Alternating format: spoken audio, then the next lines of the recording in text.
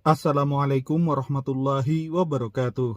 Mungkin banyak orang yang belum tahu kalau beberapa minggu ini Habib Lutfi bin Yahya diserang habis-habisan oleh pihak-pihak yang pro Imaduddin dan Tra Kesultanan Yogyakarta.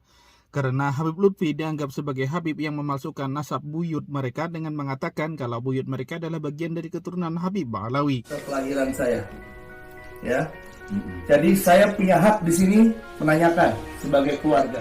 Ya, maka dari itu saya menuntut kalau memang benar bin Yahya, saya mendesak dengan keras seluruh kesultanan di Nusantara. Ini saya punya data di Yogyakarta.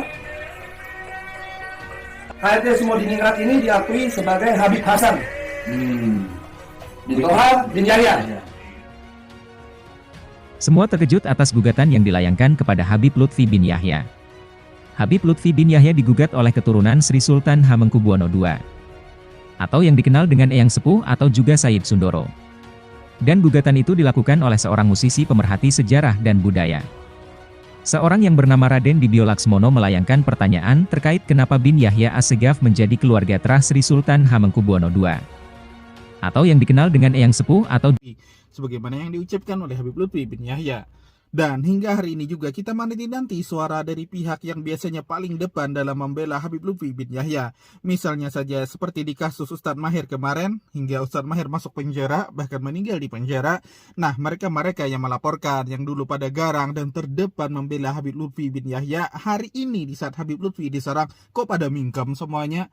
Tidak ada satupun yang bersuara untuk mengklarifikasi ataupun coba mengkonter tuduhan-tuduhan yang dialamatkan kepada Habib Lutfi bin Yahya. Utamanya nih kepada pihak NU mungkin atau Banser dan Ansor. Di sini saya mungkin mencoba untuk berhipotesa kenapa tidak ada reaksi dari organisasi-organisasi ini untuk membela Habib Lutfi bin Yahya.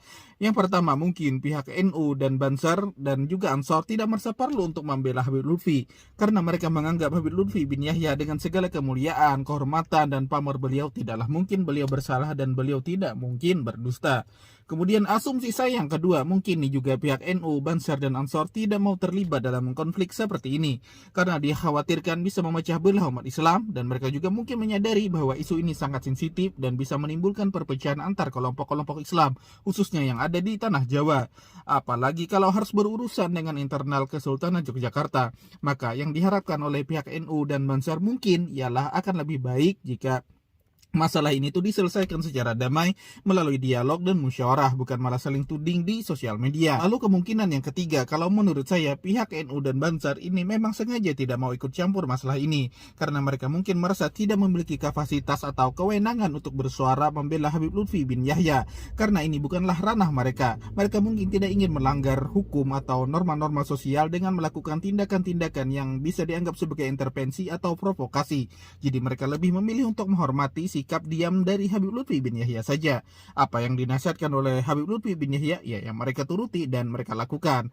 Namun di sisi yang lain, pikiran liar saya sendiri juga terus berimajinasi apa mungkin pihak NU, Banser, dan Ansor tidak ada reaksi untuk membela Habib Lutfi yang saat ini diprotes habis-habisan oleh pihak Kesultanan Yogyakarta itu karena mereka menganggap Kesultanan Jogja terlalu kuat dan memiliki pengaruh yang besar di daerah Jawa. Jadi mereka ini khawatir kalau mereka membela Habib Lutfi maka mereka akan dikejar dan dimusuhi oleh pihak Kesultanan Yogyakarta dan masyarakat Jawa pada umumnya.